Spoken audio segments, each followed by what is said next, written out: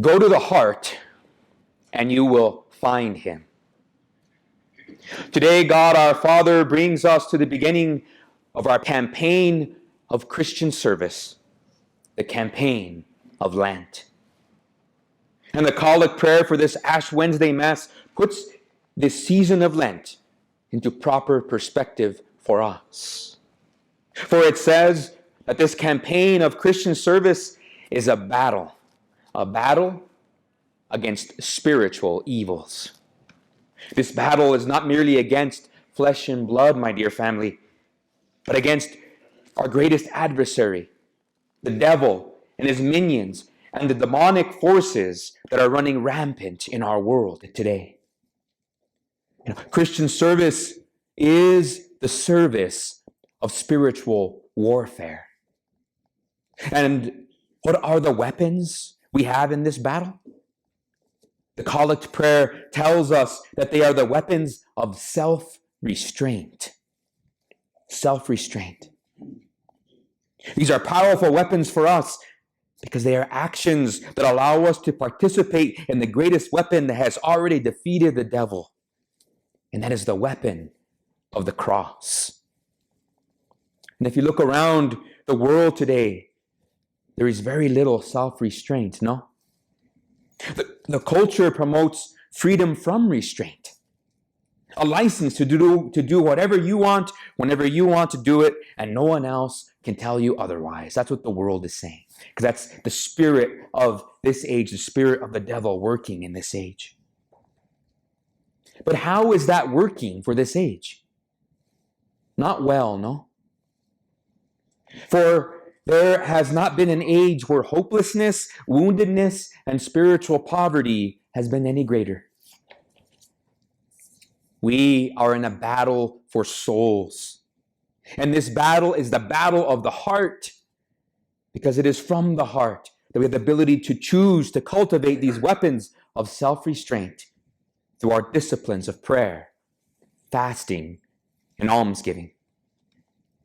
And so we will bear ash-marked crosses on our foreheads today as an outward expression of an inward reality. An inward reality that we have heard the voice of the Father today. And this voice is beckoning on us to return to Him as a Father of great mercy. And we have chosen not to harden our hearts to His voice, but to return our hearts to Him today and every day in this campaign of Lent.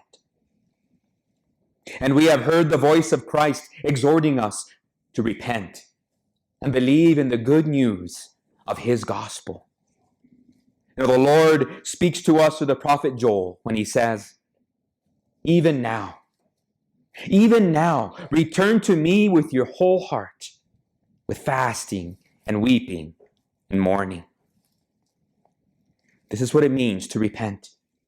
It's to come to an awareness of our sinfulness, that we have drifted away from the heart of the Father.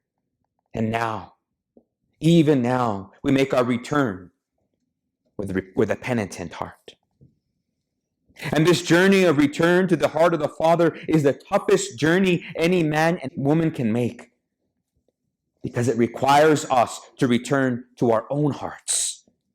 For it is there, in the inner sanctuary, the inner room of our heart, that we will find Him. Jesus tells us in that gospel today, when you pray, don't be like the hypocrites. A hypocrite is a stage actor, meaning that he is a superficial being because he has alienated himself from his own heart. He doesn't even know who he is. So he becomes an actor in the stage of life.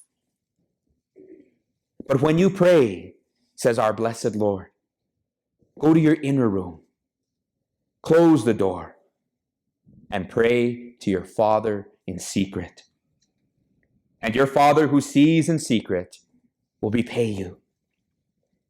That inner room is the inner room of our hearts, my dear family. Go to the heart, and you will indeed find Him. Go to the heart, and you'll return to the true self that God is calling you to be. This is the campaign of Lent, and the greatest battle we will fight because it's the battle for our hearts. We embrace the disciplines of prayer because prayer is the rising of our hearts to God. And then there's fasting to help us detach from all the things that keep us from returning to our hearts and to the heart of God. And there's almsgiving, so we can turn away from our inward selfish selves to outward self-forgetfulness. And it is in cultivating these weapons of self-restraint by these disciplines where the graces from the gaping wound of Christ's heart heals the small wounds in ours, and where our hearts are transformed into the sacred heart of Christ. With hearts of Christ, that is where we become ambassadors for Christ, just as St. Paul said, as if God were appealing through us, because indeed he appeals through our hearts, hearts made like Christ. We truly become ambassadors of hope and healing in this battlefield for souls in a world that is desperately in need of hope and healing today. Today, God our Father brings us to this great campaign of Christian service. For behold, now is an acceptable time, because now is the day of salvation. So let us strive to persevere to that glory of Easter resurrection day in and day out, because every single day is the day of our salvation. Don't give up. Don't throw in the towel if things get tough or you fall. Get up again and say to yourself, even now is a very acceptable time. Now is the day of salvation. I will return to the journey of the heart, because if you go to the heart, you will find him.